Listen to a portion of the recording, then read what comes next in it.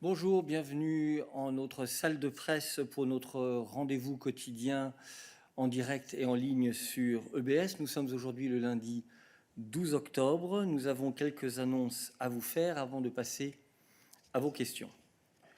First, today, the Council formally appointed Mrs. Marie McGuinness as member of the College of Commissioners. Further to this, President von der Leyen adopted a decision on the organization of the responsibilities of the commissioners. This decision attributes the trade portfolio to Executive Vice President Valdis Dombrovskis and the responsibility for financial services, financial stability, and the Capital Markets Union to Commissioner McGuinness. The President also tweeted to welcome Mrs. McGuinness and emphasized that we have now reached a gender-balanced college, as it was her goal from day one. Now, Balázs has an announcement for you on the support to the Western Balkans in the context of the pandemic. Balázs.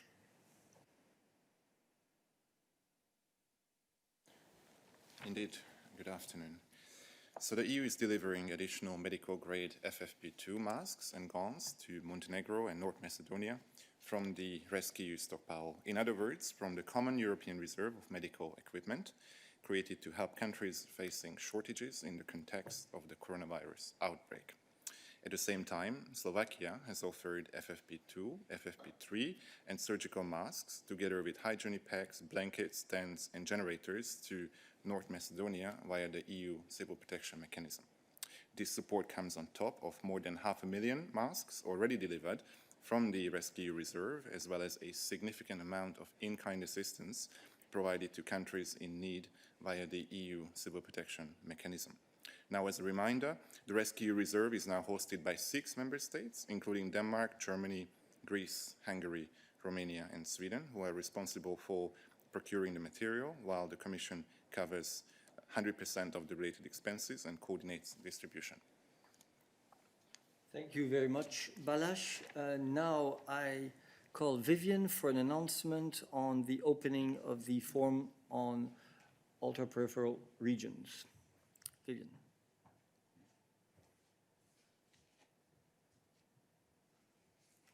Merci Eric. Aujourd'hui se débute le Forum des régions ultrapériphériques avec la présence des commissaires Ferreira, Breton et Sinkevicius.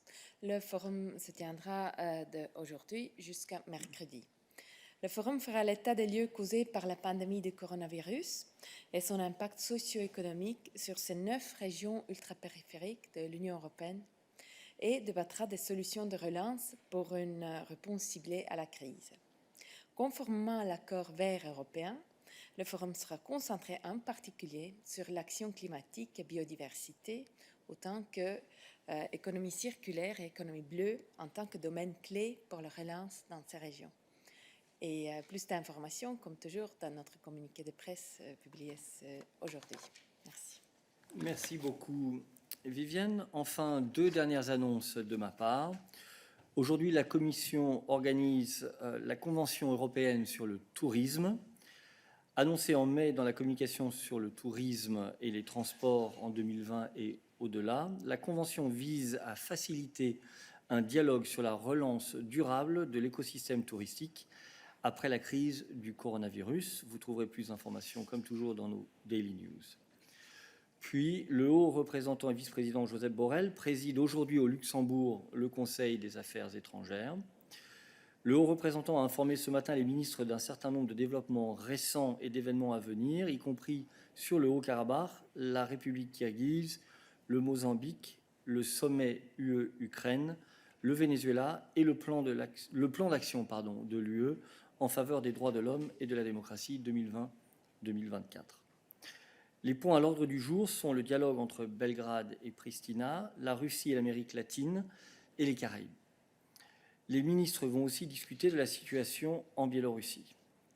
Le représentant spécial de l'Union européenne pour le dialogue entre Belgrade et Pristina et les autres questions régionales concernant les Balkans occidentaux, Miroslav Lajčák, a informé le Conseil des derniers développements et défis concernant le dialogue.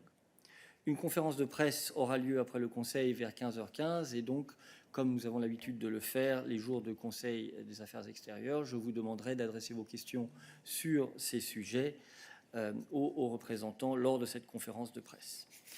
Voilà qui clôture nos annonces pour aujourd'hui et nous pouvons passer à vos questions. Et une fois n'est pas coutume, nous passons la parole en premier à... Je vois que sa main n'est plus levée, alors nous passons la parole à Yanis. Yanis, you have the floor. Good morning. Can you hear me? Yes, we can. Go ahead. Yes, hi. Am I to understand that we are to direct all questions on foreign affairs to the foreign affairs press conference in the afternoon? Because I had a question about Turkey. Yes, you are. Yes, that's exactly what I said. That's exactly what I said, indeed. All right, just a reminder that you have interpretation available Okay, on so Interaxio. intervention. Okay, thank you very much. So we move to non-foreign affairs related questions, and I pass the floor to Raf.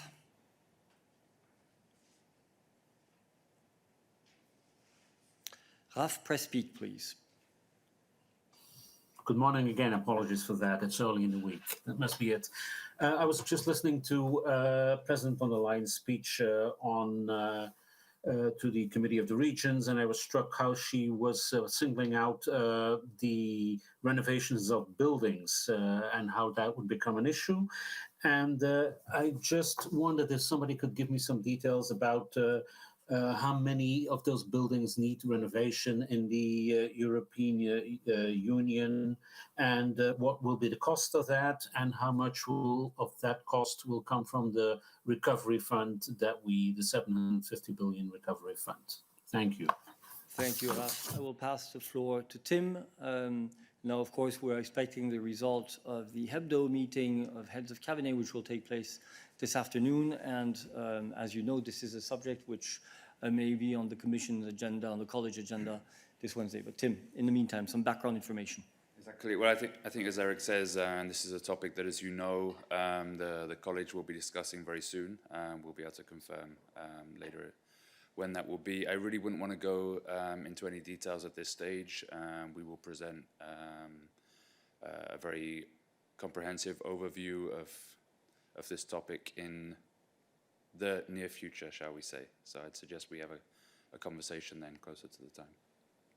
But what is clear in any case is that it has been known for years and there's a lot of public information available on the fact that the real estate sector, housing basically, is a major source of emissions, and therefore that acting on the energy efficiency of homes is one very significant way of fighting climate change. So more on this, hopefully later in the week when the College will have addressed this issue. Follow-up, Raf. Yes, just a small follow-up. I mean, you know, the Commission may discuss this, but your President discussed it today. She spoke about it publicly. So I really cannot see why you would not be able to give some comment and to give some background on something that your President has publicly discussed this morning. No, you're absolutely right that this is important. I'm not saying that we don't want to discuss it. We're just saying that unless we have the figures here available with us, we will come back to this issue in the context of the press events that will take place later this week. But of course, you can always contact him in the meantime for specific statistics and figures on the issue. Okay, I now move to David Carretta. Thank you, Tim. David, bonjour. Oui, bonjour. Bonjour Eric. C'est une question, David Carretta, Radio Radicale, c'est une question concurrence. Le gouvernement a signé le décret pour créer finalement cette nouvelle Alitalia qui va s'appeler ITA, mais Alitalia aussi. Et je voulais savoir si, vu qu'il y a 3 milliards d'euros qui sont mis par le gouvernement d'argent public, si la Commission a quelque chose à dire, si vous avez autorisé la création de cette nouvelle entreprise et qu'est-ce qui va devenir l'argent qui était prêté par le gouvernement italien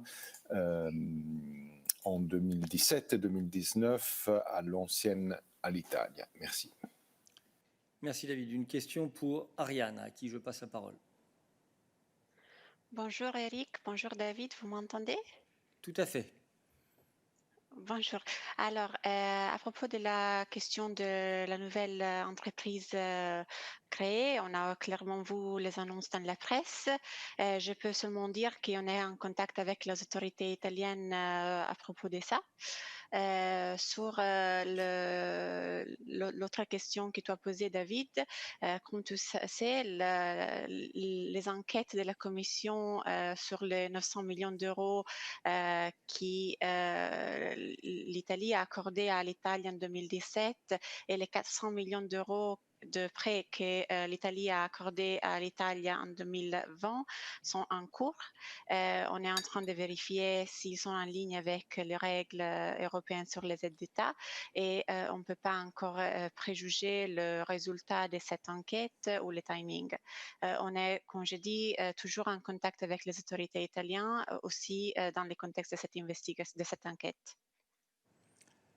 Merci beaucoup, Ariana. Je vois, David, que tu as encore ta main levée. As-tu un follow-up?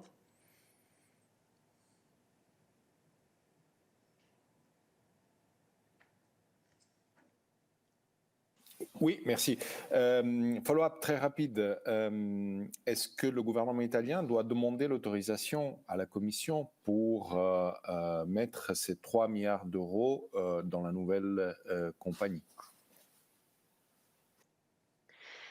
David, comme je viens de dire, on est en contact avec l'Italie à propos de ça et je ne peux rien dire d'autre pour l'instant.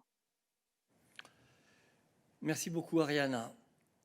Y a-t-il d'autres questions concurrence pour Ariana aujourd'hui? Je n'en vois pas et donc je passe la parole à Lily qui avait demandé la parole. Lily, you have the floor.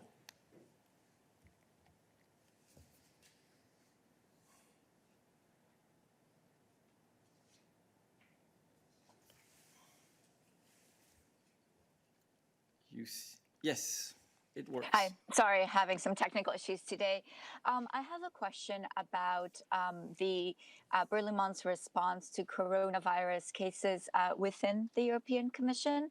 So from the tweets of different commissioners, we gather that not only does one commissioner have coronavirus at the moment, but also that multiple cabinet members have tested positive throughout the Commission. I was wondering if beyond what was shared over the weekend, whether the Berlaymont is taking any extra measures to protect staff. Thank you.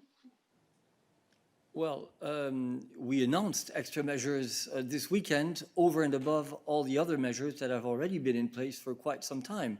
So the question is not whether we're going to be announcing anything else again, but rather what are the measures which are already in place to protect staff. And for that, I would call Balázs to the podium to give a summary of the state of play on that. Indeed, hi Lily. So as Eric says, indeed, we have had pretty tough and strict measures in place since the beginning of the crisis mid-March, and the recent measures that were announced over the weekend simply reinforce them in certain aspects. But just to give you, a summary of what we've introduced in the past month. So as you know, we kept the presence of our staff down to 20% per department in the objective or with the goal of ensuring adequate physical distancing. Now, masks are being provided to those colleagues who come to the office, and it's obligatory to wear them as of the 1st of September across our buildings. On top of that, we also provide sanitizers to colleagues present in the buildings. We have rigorous cleaning protocols introduced for all common spaces, and we've also upgraded our office cleaning provisions, including 4 meeting rooms. Now, you will know that as of the 1st of September, we also introduced temperature checks at the entrance of our most busy buildings. On top of that, only essential missions are allowed, and the vast majority of our meetings are held digitally. So these are the rules that we had in place already before the weekend, and now we've introduced a couple of additions to these rules. Thank you, Balázs. To put it in context, Lily, I think you need to change the perspective to understand that, in fact, the meetings that we are talking about, the special chess meetings, or as they're called in French English, in our Globish here, which bring together members of the cabinet that are looking at a file that is foreseen to go to college the following week, and the meetings of the heads of cabinet on Monday, and the meeting of the College of Commissioners are among the last meetings that continue to take place entirely physically, as opposed to the vast majority of other meetings that take place in the Commission and which now have been moved online. And therefore, the members of cabinet, the heads of cabinet, were actually exposed in a way which many other colleagues are not. Hence, the measures which have been announced. As far as the College of Commissioners is concerned, the meetings continue to take place physically, but with reduced presence, and as you know, very rigorous social distancing measure being applied. That said, I see that you still have your hand raised for a follow-up. Go on. Yes, thank you very much. Can you hear me? Absolutely. So I was wondering just about the essential missions. Could you perhaps explain a bit more what counts as an essential mission? The reason why I'm asking this is I happen to have had a look at Commissioner Gabriel's schedule, and I saw that she was doing quite a lot of traveling over the past days, well, before she went into quarantine. So how do you decide what is essential travel and what is not? Thank you. Lily, with all due respect, I'm getting this question here on the podium in the press room from a different political reporter every couple of days. I have answered this very clearly. It is up to commissioners to decide on an individual basis what they consider as an essential mission. We are not putting in place horizontal criteria for the simple reason that the function of commissioner is a very political one. And therefore, it is up to the commissioners to decide whether they consider that they need to travel abroad in the context of their portfolio or more generally in their role as a member of the college. And this is our position, and it has not changed. All right. I only see one further hand raised. No, now I see a second one. So, since I'm not entirely sure, are there other questions related to this issue of measures in the Commission? Athanasios and James, only keep your hand raised if it is the case. Athanasios, it is the case, it seems, so go ahead. Absolutely, it is the case. Rightly, you mentioned that you take measures, and you know Belgium has more than 7,000 cases, confirmed cases per day, but still, on the other side of the street, the European Council intends to have a physical meeting on Thursday and Friday. How wise do you think this is? I know it's not your prerogative to call European councils or not, but you can advise, I suppose. So would you advise them to go on with this, or would you consider it better to go back to the digital, virtual meetings of the European Council, since the situation is what it is? Thanks. Athanasios, I can only say one thing. We have full trust in the wisdom of the President of the European Council to make the most appropriate decision based on the information he has. And as you know, a ground rule in relationships is don't give advice unless you are asked by the party, and we will stick to that. I see no further questions on this issue, so we move to James. Thank you, Balázs. Hello, Eric. Just a quick Brexit question, as is fast becoming traditional. Can you tell us anything about the negotiations, which I believe resumed today? When the next press moment will be, what our schedule is looking like, and what we hope to achieve before Thursday's summit. Thank you. Thank you, James. I call Dan to the podium for what I believe will be a rather short answer. Absolutely, very short. Hi, James. Yeah, you know that there were intensive discussions in the UK, in London last week. Intensive discussions continue in Brussels this week, and that's all I can say for the moment.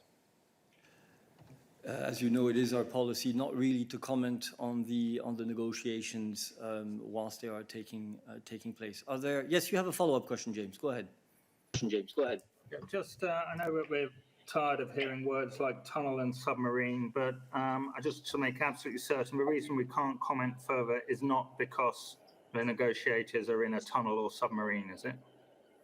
As far as I know, they're not meeting either in a tunnel or a submarine, but in offices. And therefore, it's a completely normal schedule and format of negotiations. Of course, negotiations, as you know, have been intensified over the past weeks as Prime Minister Johnson and President von der Leyen agreed during their phone call, what was it, 2 weeks ago? And therefore, we are in an intense phase of negotiations. Are there other Brexit-related questions for us today? Please only keep your hand raised if that is the case. I see 2 hands raised, so I go back to Raf for a Brexit-related question. Yes, Eric, I just wanted to know to what extent the President will have telephone conversations with other EU leaders about the Brexit negotiations over the next hours and days, if anything is specific about that. And yeah, that's it. Thank you, Raf. Well, as you know, the President is in very regular contact with heads of state and government. Overall, the issues that are on the agenda at the moment, including, of course, Brexit, but I cannot go into specifics. We have a European Council taking place this week, as you know, and therefore, in that context, you will also have the opportunity to discuss this issue. Are there other questions on Brexit for us? No, then I open the floor to other questions. Indeed, Momshil, you had asked for the floor. Go ahead. Good afternoon. My question is related to the foreign relations.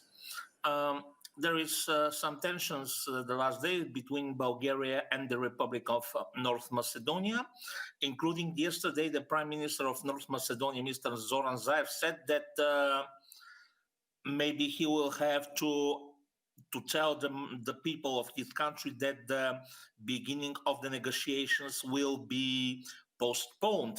Is the European Commission informed about these tensions, and how would comment this? Okay, thank you, Momshil. A question on enlargement, therefore I call Anna to the podium. Hi, thanks so much for the question. I will not be able to say too much because, as you very well know, discussions in the Council on the negotiating frameworks for both Albania and North Macedonia are ongoing, and we are not in a position to comment, of course, on the substance of the negotiations or on positions of individual member states. I think that for us, what is very clear is that, for the Western Balkans, good neighbourly relations and regional cooperation remain essential elements of the enlargement process, but as well of the association and the stabilization process. The Prespa agreement, together with the Treaty of Good Neighbourly Relations with Bulgaria, set a very positive example for the region and beyond. And for us, it's very important that these bilateral agreements continue to be implemented by all sides. Thank you, Anna. Are there other questions for Anna related to enlargement? That does not seem to be the case. I therefore open the floor to other issues. Please go ahead. That does not seem to be the case either, so let me thank you for your participation, and I look forward to seeing you tomorrow here in the press room again. Thank you.